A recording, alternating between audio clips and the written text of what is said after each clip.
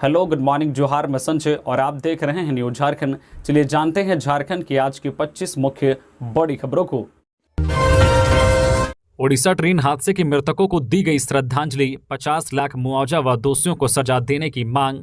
ओडिशा के बालासोर में हुई भीषण रेल हादसे में मारे गए यात्रियों को सोमवार को रांची के अल्बर्ट एक्का चौक पर विभिन्न संगठनों ने श्रद्धांजलि अर्पित की। एक्टू, माले, बगाइच, इंसाफ मंच और JSM के कार्यकर्ताओं ने अपने हाथों में कैंडल लेकर 1 मिनट की मौन श्रद्धांजलि दी। मौके पर उपस्थित वक्ताओं ने कहा कि इतनी बड़ी संख्या में आम लोगों की असमय मौत अत्यंत दुखद है। 3 दिनों के बाद भी कई यात्रियों का पता नहीं चल पाया है। इसके दोषियों को कठोर सजा दी जाए। सभी मृतकों का पता लगाकर उनके परिजनों को 50 लाख रुपए मुआवजा दिया जाए।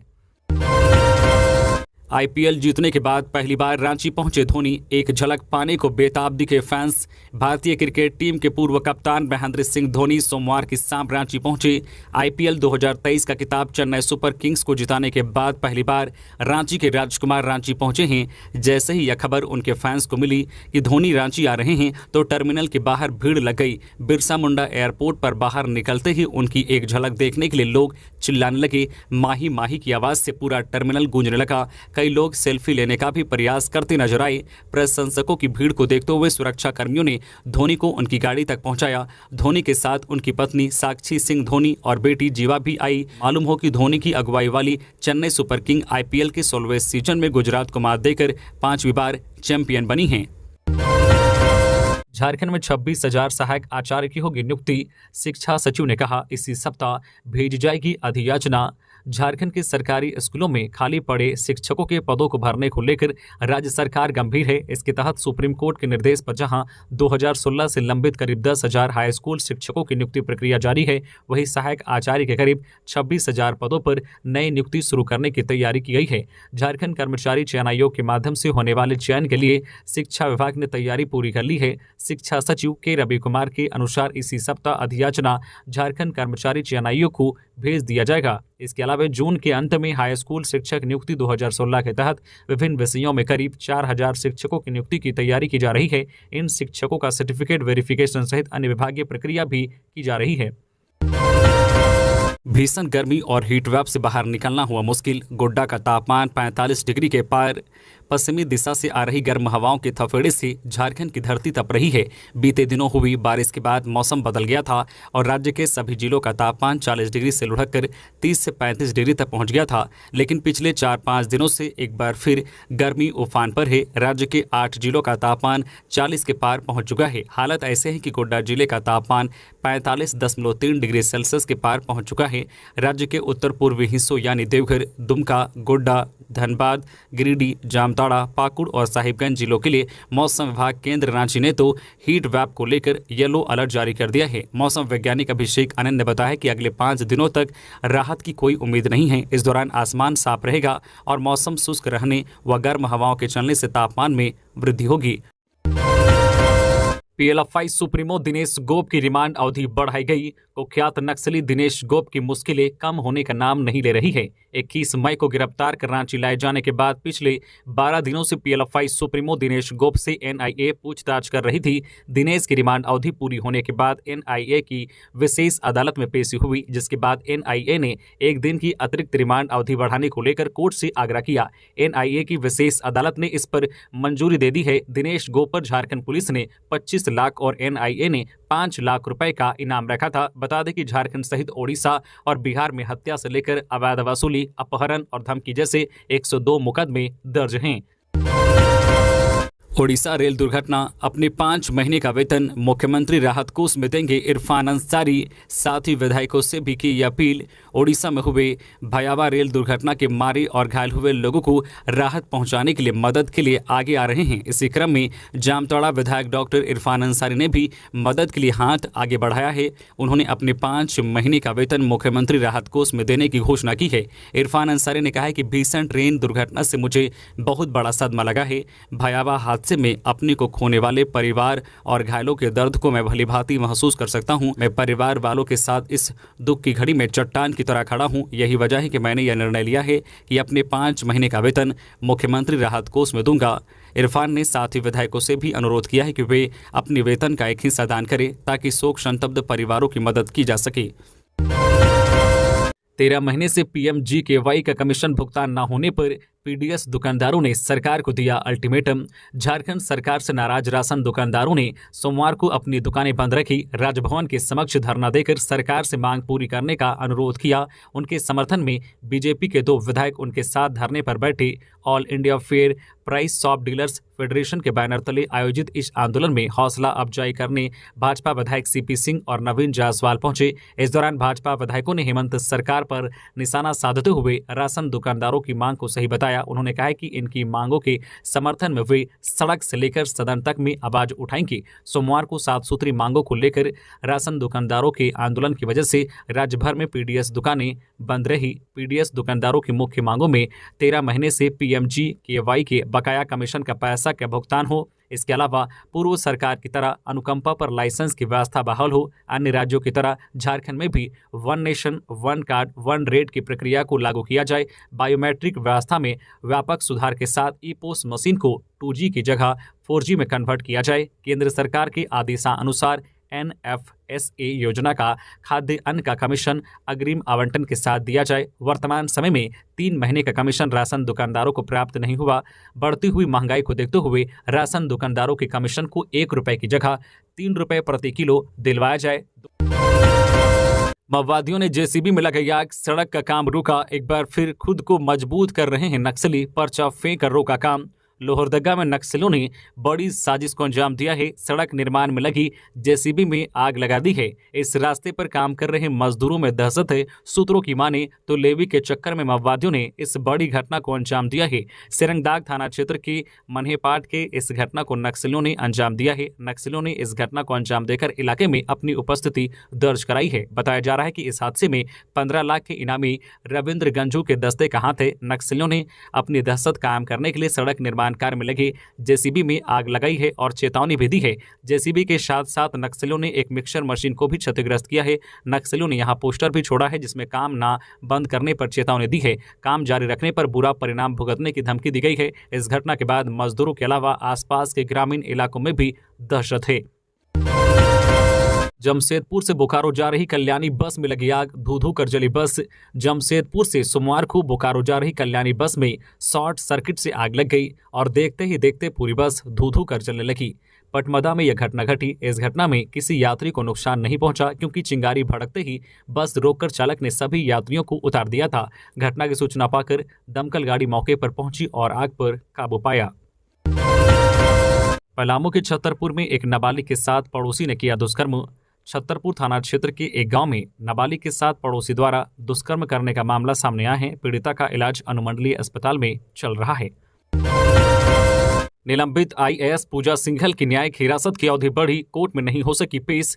निलंबित IAS पूजा सिंघल की पेशी सोमवार को ED कोर्ट में नहीं हो सकी। उनकी न्यायिक हिरासत की अवधि बढ़ा दी गई है। ED कोर्ट ने पूजा सिंघल की न्यायिक हिरासत की अवधि 15 जून तक के लिए बढ़ाई है। वही आरोपी CA सुमन कुमार, खूंटी के तत्कालीन सहायक अभियंता शशि प्रकाश और पूर्व जेई राम विनोद प्रसाद सिन्हा की पेशी वीडियो कॉन्फ्रेंसिंग के जरिए सोमवार को हुई। बता दें कि सोमवार की पेशी न्यायाधीश PK शर्मा की कोर्ट में हुई। कोर्ट ने इन तीनों की भी न्यायिक हिरासत की अवधि बढ़ाकर 15 जून कर दी गई है। हजारीबाग में संजय सिंह के अलावा धनबाद में बालू कारोबारियों के ठिकानों पर ED का छापा, मिले अहम दस्तावेज। ED की टीम ने सोमवार को बिहार के अलावा झारखंड में धनबाद और हजारीबाग के बालू कारोबारियों के ठिकाने पर छापा मारा। ब्रोडसन कमोडिटी प्राइवेट लिमिटेड बालू कारोबार को संचालित कर रहा था। 2016-17 में इस कंपनी के खिलाफ शिकायत की गई थी। जांच के लिए SIT गठित हुई थी। इसके बाद यह मामला ED तक पहुंचा। इस कंपनी के निदेशक और सदस्यों के यहाँ ED ने छापेमारी की है। 12 घंटे से अधिक चले छापेमारी अभियान में ED को कई अहम दस्तावेज हाथ लगे हैं।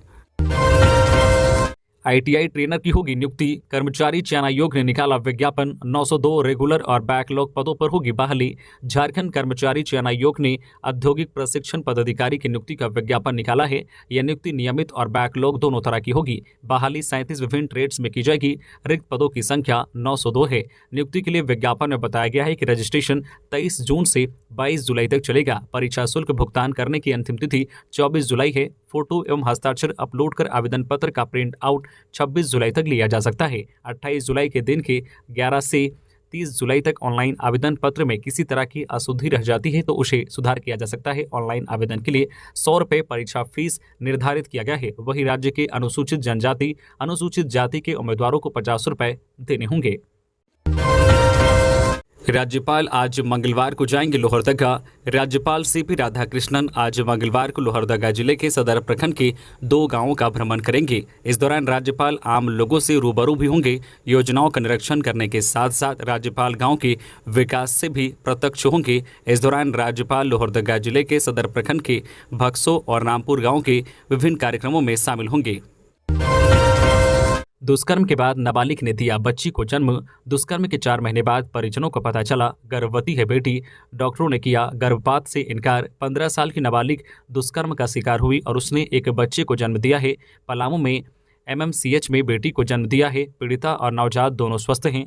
दोनों को बालिका गृह में रखा गया है। कुंवारी बेटी के मां बनने पर परिवार के लोग बेटी और नवजात के भविष्य को लेकर चिंतित हैं। बलात्कार का आरोपी जेल में है और इधर नाबालिग मां बन गई है। इस साल फरवरी में मामला सामने आने पर नावा जयपुर पुलिस ने रेप के आरोपी को गिरफ्तार कर जेल भेज दिया था। 8वीं कक्षा में पढ़ने वाली 15 वर्षीय किशोरी के साथ 45 वर्षीय पड़ोसी रंजीत कुमार नाम ने दुष्कर्म किया था। 17 फरवरी को पिता ने बेटी के साथ बलात्कार का FIR दर्ज कराई थी। विश्व पर्यावरण दिवस पर पर्यावरण संरक्षण का दिलाया संकल्प। मनरेगा आयुक्त राजेश्वरी बी ने कही ये बातें। विश्व पर्यावरण दिवस के अवसर पर मनरेगा आयुक्त राजेश्वरी बी ने सोमवार को राज्य ग्रामीण विकास संस्थान के परिसर में शीशम एवं पीपल का पौधा लगाकर पर्यावरण संरक्षण का संदेश दिया। इस मौके पर मनरेगा आयुक्त ने कहा है कि पर्यावरण का संबंध हमारे जीवन से है। पर्यावरण हमें बहुत कुछ देता है, हमें भी पर्यावरण को बचाने के लिए कुछ करना चाहिए। उन्होंने कहा है कि वर्तमान समय में पर्यावरण संरक्षण काफी जरूरी है। पर्यावरण संरक्षण के लिए आम लोगों में संवेदनशीलता के साथ साथ जागरूकता का होना जरूरी है। मनरेगा आयुक्त राजेश्वरी बी ने आम लोगों से अपील की है कि चाहे बच्चे का जन्मदिन हो या शादी समारोह या फिर कोई विशेष अवसर, छोटे बड़े सभी अवसरों पर पौधारोपण अवश्य करें। सभी व्यक्ति अपने जीवन में कम से कम एक पौधा अवश्य लगाएं। झारखंड हाईकोर्ट के नए भवन में सभी कोर्ट 12 जून से होंगे संचालित।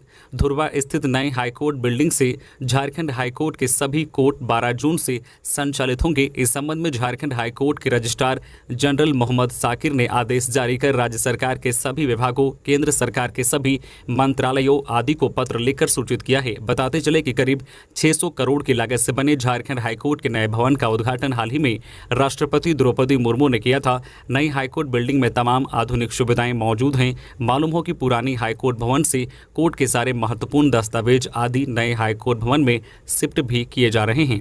गुमला में कांग्रेस की बैठक में प्रदेश अध्यक्ष ने की शिरकत। कहा 2024 चुनाव की तैयारियों में जुट जाए कार्यकर्ता। भारतीय कांग्रेस पार्टी गुमला इकाई की ओर से संगठन सशक्तिकरण और संगठन विस्तार को लेकर सर्किट हाउस में बैठक की गई, जिसमें मुख्य रूप से प्रदेश अध्यक्ष राजेश ठाकुर और कार्यकारी अध्यक्ष बंधु तिर्की उपस्थित थे। इस दौरान कांग्रेस प्रदेश राजेश ठाकुर ने कहा है कि संगठन सशक्तिकरण को लेकर पंचायत की जन समस्याओं को लेकर कार्यकर्ता जन जन तक पहुंचकर समस्याओं का समाधान करें।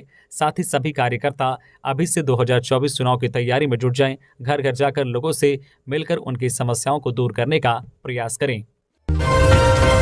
जाने माने तेजस्वी डेवलपर्स के निदेशक से रंगदारों ने मांगे 1 करोड़। कहा नहीं देने पर मौत के लिए रहना तैयार।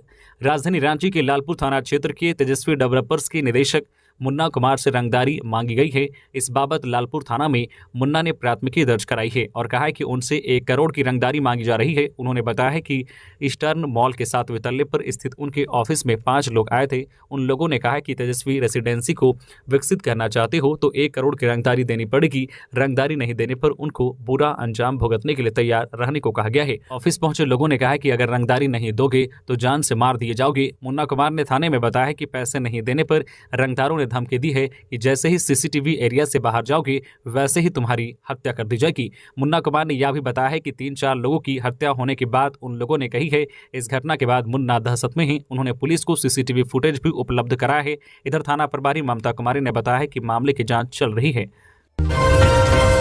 रांची के YBN यूनिवर्सिटी में परीक्षा में चोरी करते एक परीक्षार्थी पकड़ाया। रांची के YBN यूनिवर्सिटी में चल रहे डिप्लोमा इन फार्मेसी की परीक्षा में मोबाइल के माध्यम से चोरी करते एक परीक्षार्थी सौरभ कुमार पकड़ाया।